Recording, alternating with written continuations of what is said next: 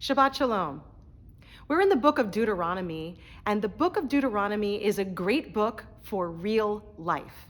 Our portion of the week, Ki Tetzei, speaks exactly to that. Even though we're headed to the promised land, we know that there is not going to be a time where everything is perfect. Utopia is reserved for the world to come, not in this world. This world is going to be messy. It's going to hold competing values. It's going to be difficult sometimes to figure out what to do in a given situation. What's the right path? Ki Tetzei holds two incredibly important messages for us right now. First, the perfect is the enemy of the good. Second, there are foundational principles we cannot transgress in order to get what we want. The overarching principle here in this portion is a prohibition against cruelty. When you live in reality, there are things you're going to have to face, and you're going to feel that those things are wrong sometimes. But you're going to have to stomach those things. And you're going to have to remember that even as you fight for what you need, you can never be cruel.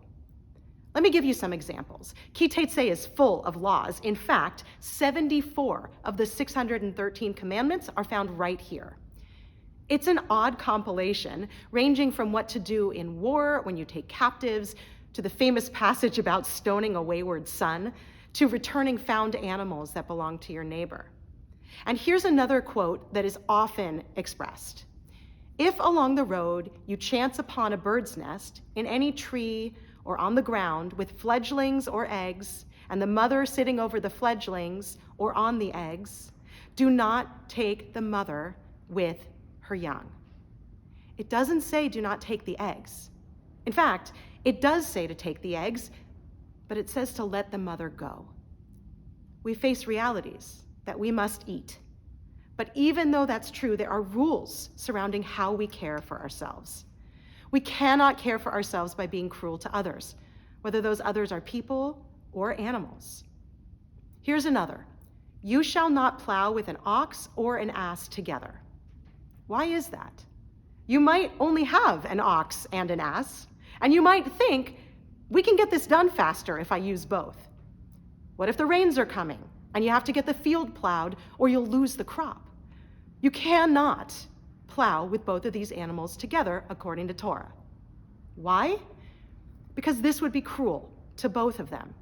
Both of them would end up working harder because of the nature of their strengths and their personalities. Even doing this necessary thing for yourself, you have to find another way.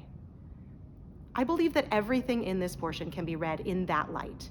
Some of the laws here seem antiquated and unrelated to the lives we now lead, but they should inspire us to see our own lives in that context. Where are the places where we are acting with cruelty in order to get what we believe is right?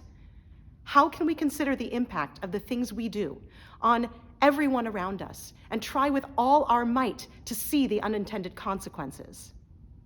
That is the challenge I'll leave you with on this Shabbat. Shabbat Shalom.